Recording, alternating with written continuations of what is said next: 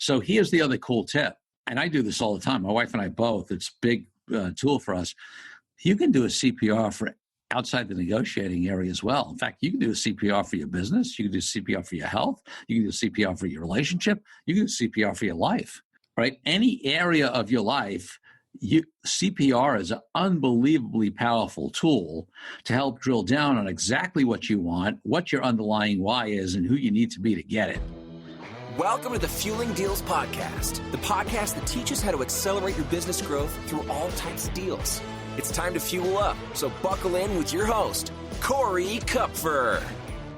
There are only two ways to grow your business: organically through sales and marketing and providing great products and services, and inorganically through deals. Welcome to the podcast, which will help accelerate your business growth inorganically.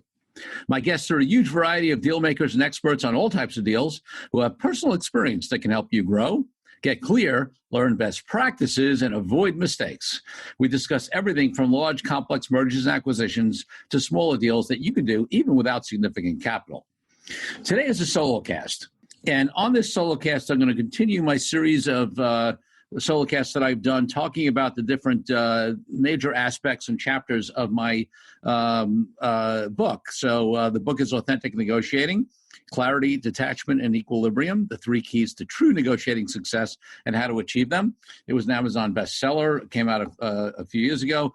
In addition to what I've been doing on this solo cast, there are some great illustrations and stories and, more depth in the book. So definitely check it out. You get it on Amazon or any of the other, BarnesandNoble.com, that kind of stuff.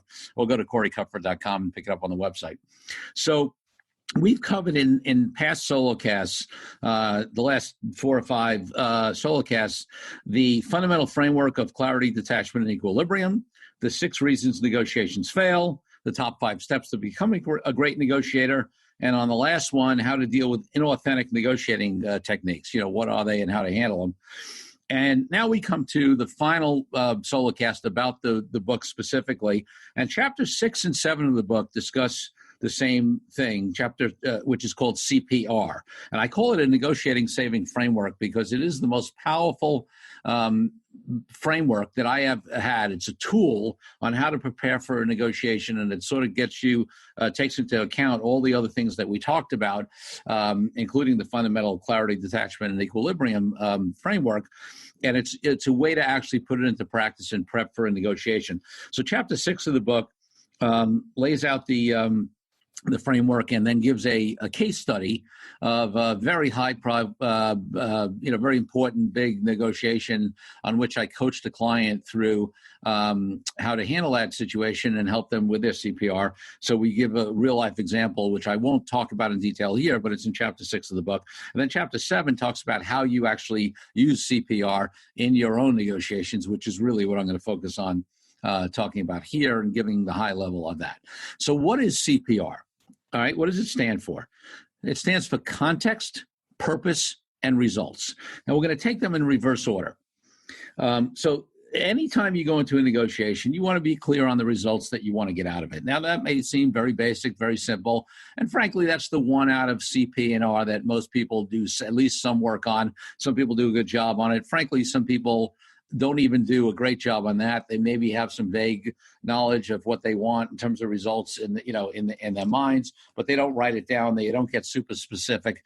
They don't, going back to the fundamental framework of clarity, detachment, and equilibrium, they don't get clarity at the level they need to on exactly what the results they want out of negotiation and what's acceptable and not. I won't spend a lot of time there because we spent a lot of time on it in the solo cast where I talked about clarity. So you can go back to that one. But you want to be super clear on your results. But here's the thing. That's not enough, right? That's at best what most people do. But they don't do the C and the P part. So again, we're going to continue going backwards here in the CPR framework.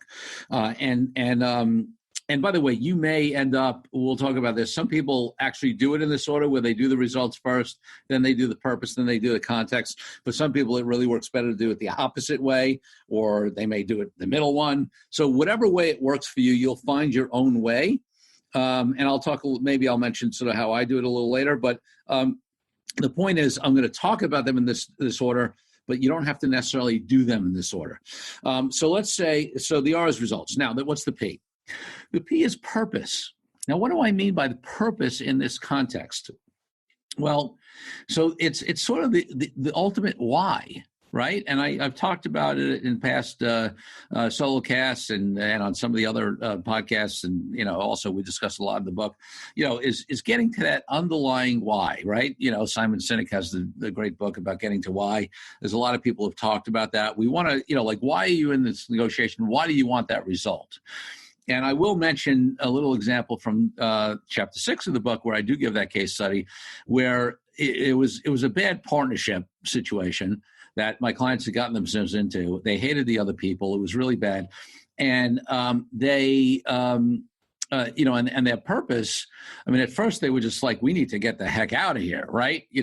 Well, that's not really a purpose, right? What's a purpose should be, it's got to be like a positive why, right? If you're in reaction to something negative, that's not the core of your purpose. It could be a driving factor in helping you make that decision. I'm not saying there's anything wrong with saying, hey, I want to not be in a place where I hate it or where I have terrible partners, but that can't be the driving force. So for them, for example, they got to the place where it was about getting their freedom back, okay? And what that meant to them is the ability to make their own decisions, not be subject to a management structure they didn't agree with, the ability to handle their clients the way they wanted to handle it, and provide the services, the types of services, the scope of service, the level of services that they felt they weren't able to provide where they were in that prior business. So there's a process that we do with clients to get them down to figure out what that why is, what that purpose is, what is the underlying reason you're in this negotiation. Why do you want to, get that conflict situation resolved? Why do you want to get that deal negotiated and done? What is the reason for it at a high level? And I love the technique. I've mentioned it in the past about that Honda always used, which is called the 5 whys, right? When you say, well, why do I want to do this? What's the purpose? Why? So you're doing a deal to buy another company. Well, why do I want to do this? Well, I want to grow. Well, what do you want to grow? Well, there are certain services in certain areas that that our clients can really use that we don't necessarily provide, and this will help with that. Okay, great. Why is that important to you?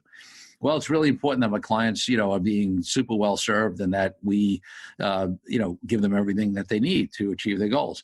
Well, why is that important to you? Well, I really care about people, and I really, what drives me in business is, sure, I want to make money, but the fact that I can help people achieve their objectives and send their kids to college and have them be more successful, or have them, have a deeper understanding about themselves, or have them be more, financially secure, whatever the driver is, right? So you notice, and that was only 4 whys, we can dig deeper and deeper and deeper to get to a very core place on what your why is in any situation. And the same is true for a negotiation.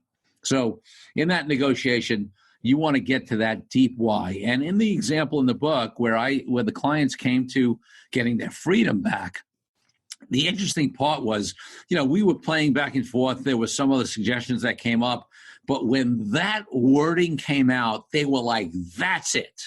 And that's what happens when you get your purpose. And the same thing with your context.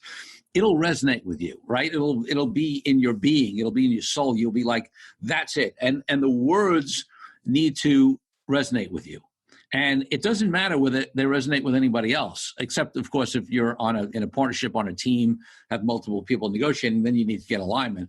But the point is, in terms of outside folks, it doesn't matter. It's got to speak to you, okay? So in that situation in the book, they had a list of results they wanted in terms of negotiating their way out of this partnership, and how much money they were willing to pay to do that, because they had gotten a lot of money coming in, results around being able to take all their clients and having it go smooth for them, and timing and all this kind of stuff, right? But those results would have been a lot harder to obtain if they hadn't gotten clear that their biggest purpose was to get their freedom back. Okay, and I'll explain why as we go to the next step. So what's the next step? Now you say, okay, I understand my purpose. What is my context? And what do I mean by context? So context is the being conversation. Okay, so results, okay, are about doing. in a way, right? Like, I want to achieve these results. We're going to negotiate for this, etc. The purpose is the why that underlies those results. And the context is who you need to be to obtain that purpose and those results. Now, for some people, that's a conversation they understand easily. And for some, who haven't worked in this, not only in negotiation, but in the general conversation of being, it may be a little foreign. So let me sort of break it down, right? We are very trained to be in action and to do things and to make things happen, especially as entrepreneurs, as business leaders, et cetera. And there's nothing wrong with that. That's one of our great traits, right? That we do. We make decisions, we take action, we get out there. But there's another level in addition to that is on the level of being, of who we show up as being in the room. And if you go back to the Solocast, or if you read the book, where I talk about the top 6 reasons negotiations fail, a lot of those are related to being, right? I talk about being in fear or scarcity or being rigid, or being in your ego, right? Those are being conversations.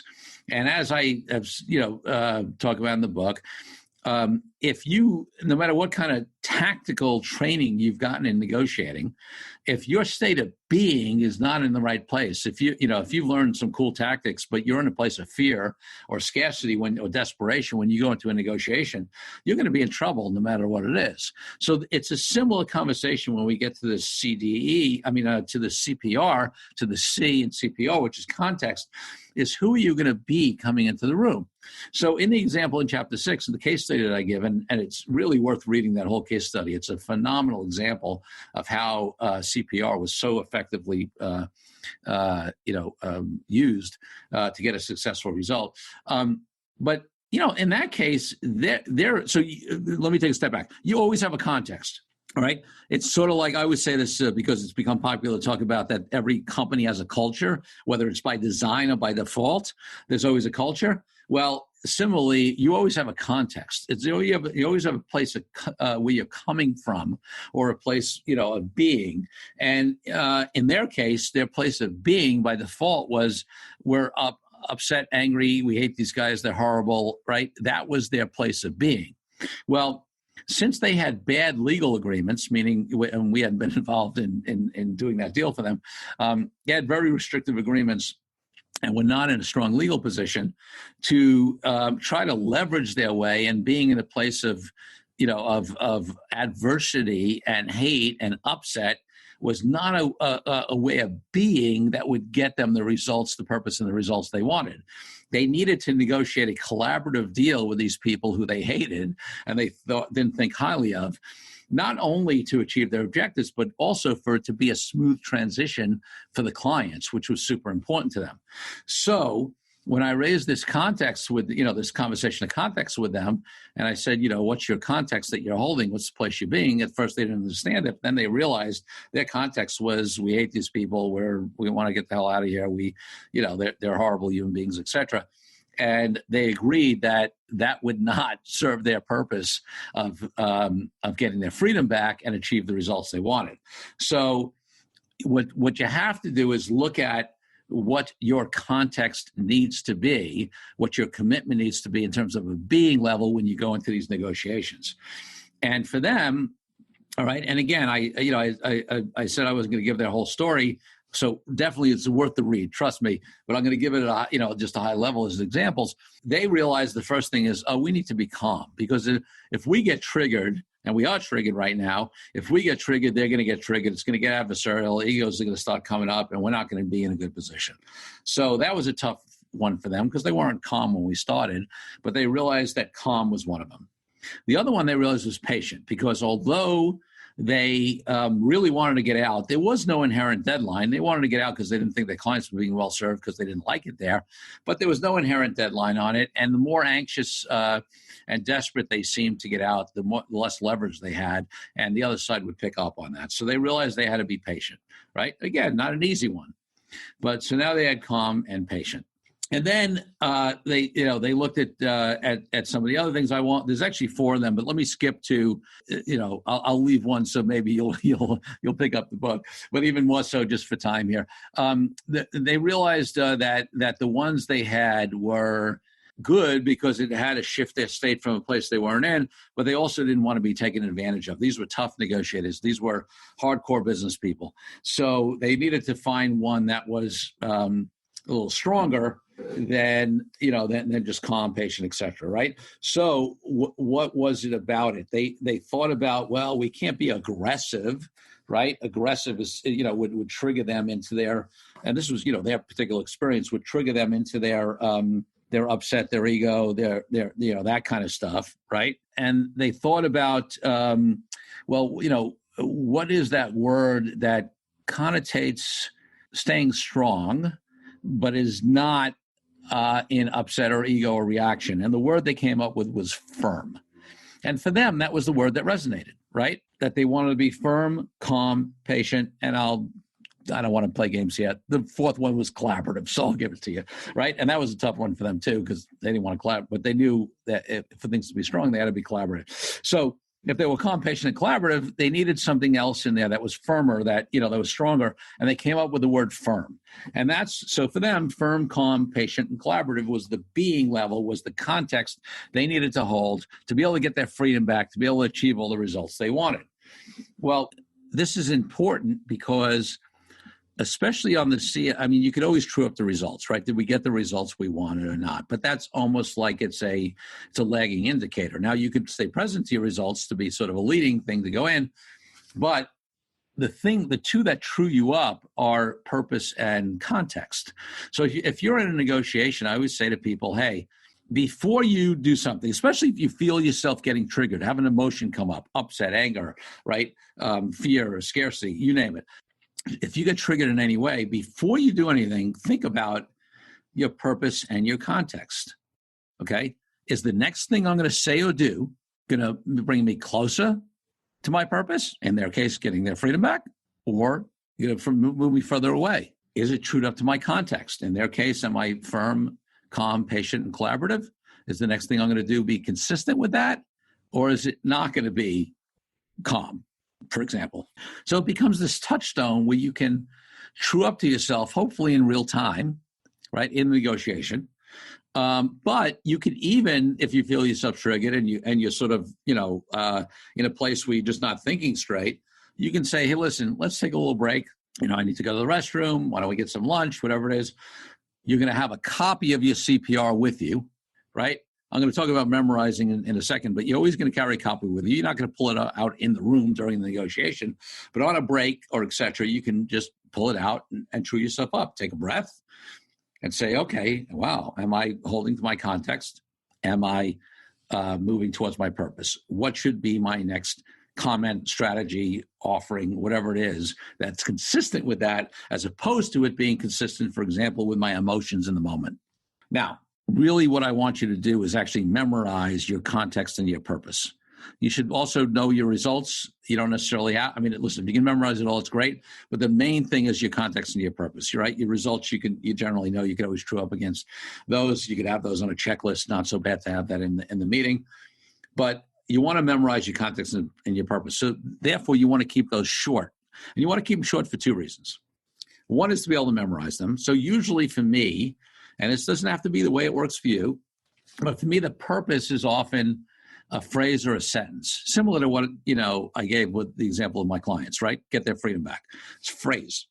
The context for me is often 3 or 4 words. Like, again, they add firm, patient, calm, and collaborative. The context could also be a phrase or a sentence, but in both cases, you don't want it more than a sentence. One, again, because you want to be able to remember it, but two, the process of distilling it down to a sentence or a phrase or a few words right? So a few words, a phrase, or a sentence at most, actually is what helps you get to the core of it. You see, if you write a paragraph, then you're not going to get to the essence of it, right? There's a lot of things that those clients could have said about what their purpose was, right? Their purpose was to, help their clients be in a better environment, to be in a better place to work, to gain control back over their decision making, right? They could have written a story about that. They could have written pages. They could have written a paragraph. But when they pushed it down to its essence, what underlied all that was getting their freedom back. And for them, that meant freedom to have the clients be served the best, to have their own decision making. All those other things were in that phrase. So the process of distilling it down gets you super clear and gets you to the essence of it, which is why if you do it right, it'll hit you at a gut level, and then it'll also be short and you can memorize it. So that is the CPR process. It is the single most effective framework for applying the principles that I teach in negotiation and for having a successful negotiation. And I'm going to give you a little bonus tip on the way out here. The cool thing about CPR, and by the way, I learned similar approaches from my days in the Hunger Project. We had something called PNIR, which is purpose and intended results, and then I had a ground of being with it, which is the same as context. I've done some men's work where they use this CPR framework in terms of the context. So I didn't invent the concept of CPR. There are various versions of this out there, but I've applied it to negotiating. So here's the other cool tip. And I do this all the time. My wife and I both. It's a big tool for us. You can do a CPR for outside the negotiating area as well. In fact, you can do a CPR for your business. You can do CPR for your health. You can do CPR for your relationship. You can do CPR for your life, right? Any area of your life, CPR is an unbelievably powerful tool to help drill down on exactly what you want, what your underlying why is, and who you need to be to get it. So learn it for negotiation. Definitely check out those chapters in the Authentic Negotiating book, but then apply it to other areas of your life. It is so, so powerful, folks. So with that, I want to thank you for listening. And there'll be future solo casts, but we're going to be moving away from the, from having it be about the book. Definitely pick up the book. I'm telling you, there's a lot of value in there. And with that, thank you, Fueling Deals listeners, for tuning in. Remember, there's only one difference between companies that grow inorganically and those that don't. And it's unrelated to size, amount of capital, or any other factor. Other than that, the owners and executives of companies that do deals make a decision to do deals. And then they take action. Well, it's time to refuel. So until next week, Corey Kupfer signing out. Thank you again for tuning in. Be sure to leave Fueling Deals a rating and review on iTunes and Google. Check out all our episodes at fuelingdeals.com to find out more resources to accelerate your business growth.